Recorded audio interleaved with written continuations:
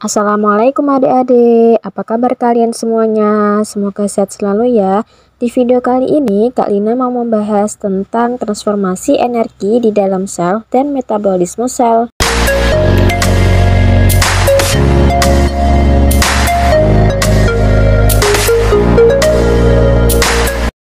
Sebelumnya kita sudah mempelajari mengenai sumber energi, baik itu dapat diperbarui maupun tidak dapat diperbarui, dan kita sudah mempelajari mengenai makanan sebagai sumber energi.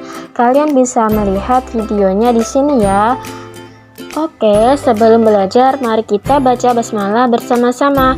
Bismillahirrahmanirrahim. Tumbuhan disebut organisme autotrof, yaitu organisme yang mampu membuat makanan sendiri melalui fotosintesis. Adapun organisme heterotrof adalah makhluk hidup yang tidak mampu mengubah senyawa anorganik menjadi organik, sehingga makhluk hidup heterotrof mendapatkan energi dari makanan yang dikonsumsinya. Energi ini mengalami transformasi mulai dari energi kimia menjadi energi panas dan kinetik. Transformasi energi terjadi di dalam organel sel. Transformasi energi yang terjadi di dalam sel adalah sebagai berikut. Yang pertama yaitu transformasi energi oleh klorofil. Yang kedua, transformasi energi oleh mitokondria. Nah, kita bahas satu persatu ya. Yang pertama, transformasi energi oleh klorofil. Lalu, apa sih itu klorofil? Klorofil adalah zat hijau daun yang terdapat dalam organel sel yang disebut plastida. Klorofil berfungsi dalam proses fotosintesis sebagai penangkap energi cahaya. Nah, apa sih itu proses fotosintesis? Fotosintesis merupakan proses sintesis atau pembuatan makanan pada tumbuhan dari bahan anorganik yaitu CO2 dan H2O menjadi zat organik yaitu karbohidrat atau glukosa dengan bantuan cahaya matahari dan klorofil. Nah, adapun hasil dari proses fotosintesis adalah yang pertama oksigen atau O2 yang digunakan tumbuhan untuk beraktivitas seperti bernafas, tumbuh, dan berkembang. Dan yang kedua yaitu glukosa atau C6H12O6. Energi dalam glukosa ini digunakan oleh tumbuhan untuk beraktivitas dan dimanfaatkan oleh makhluk hidup lain yang mengkonsumsi tumbuhan tersebut, sehingga energi yang terdapat dalam tumbuhan berpindah ke dalam tubuh makhluk hidup lain dan menjadi energi potensial. Tadi kita sudah membahas mengenai transformasi energi oleh klorofil. Sekarang kita akan membahas mengenai transformasi energi oleh mitokondria. Apa sih itu mitokondria? Mitokondria adalah organel sel yang berfungsi sebagai penghasil energi melalui respirasi sel. Lalu apa sih itu respirasi sel? Respirasi sel atau respirasi seluler adalah proses masuknya oksigen dari sel-sel tubuh di dalam mitokondria untuk menghasilkan energi. Di dalam mitokondria terjadi proses oksidasi biologis, yaitu proses pembakaran zat makanan atau glukosa oleh tubuh dengan bantuan oksigen untuk menghasilkan energi. Karbon dioksida dan uap air dilepaskan ke udara bersama embusan nafas.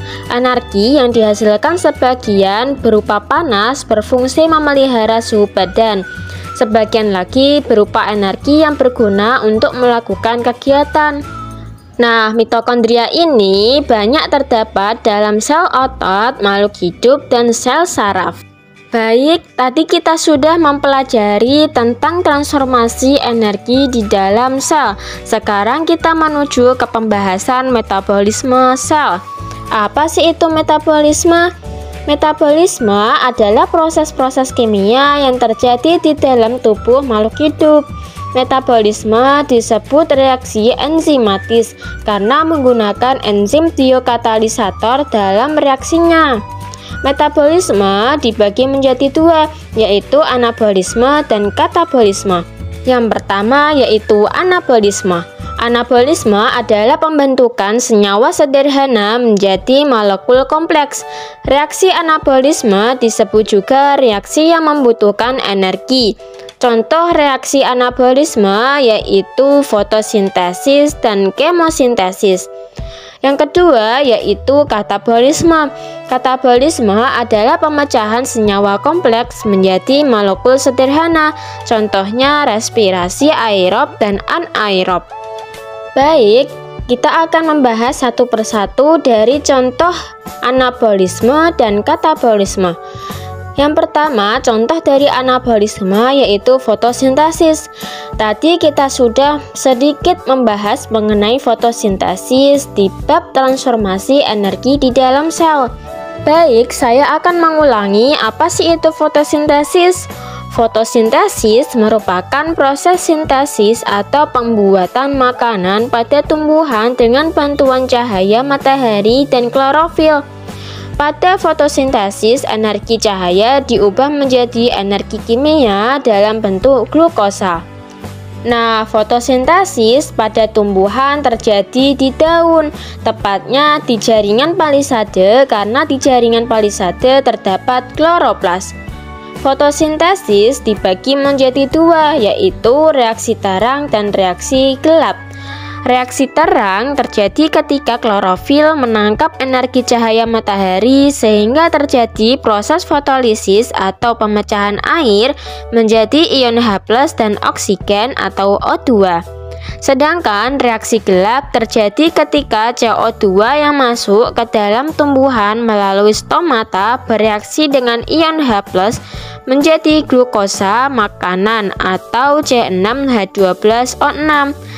Sehingga reaksi yang terjadi pada fotosintesis yaitu 6CO2 plus 6H2O menjadi 6O2 plus C6H12O6 dengan bantuan cahaya matahari dan klorofil. Baik, Kak Lina akan membahas secara detail mengenai proses fotosintesis. Yang pertama yaitu apa sih yang diperlukan dalam proses fotosintesis? Yang pertama ada air. Air diperoleh dari tanah, diserap oleh akar dan diangkut menuju daun oleh silam. Yang kedua yang diperlukan dalam fotosintesis yaitu karbon dioksida atau CO2. Nah, CO2 diperoleh dari udara sekitar masuk melalui stomata. Yang ketiga yaitu klorofil. Klorofil adalah zat hijau daun yang terdapat dalam kloroplas. Yang keempat, energi cahaya matahari yang diperoleh sinar matahari yang ditangkap oleh klorofil. Oke, tadi kita sudah membahas mengenai yang diperlukan dalam fotosintesis. Sekarang kita akan membahas mengenai hasil yang diperoleh dari proses fotosintesis. Hasil yang pertama yaitu oksigen atau O2. Oksigen diperoleh melalui reaksi terang, yaitu hasil pemecahan dari H2O atau air oleh energi cahaya matahari. Oksigen dikeluarkan dari tubuh tumbuhan melalui stomata.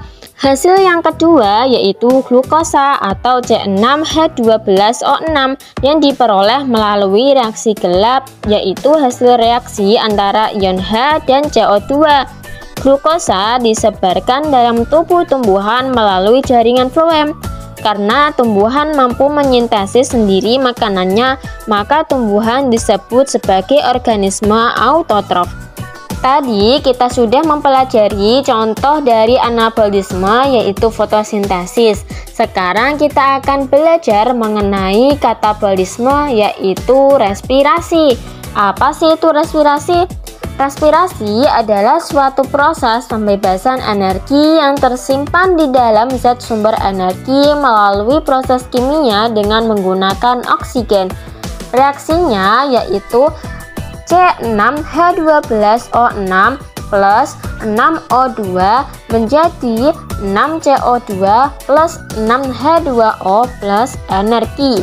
Nah, karbon dioksida dan uap air dilepaskan ke udara bersama embusan nafas.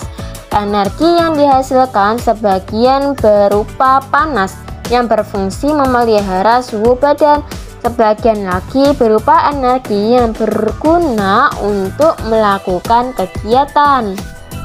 Baik, Mungkin itu saja yang bisa saya sampaikan, semoga bermanfaat. Kita akhiri pembelajaran kali ini dengan mengucapkan hamdalah bersama-sama. Alhamdulillahirabbil alamin.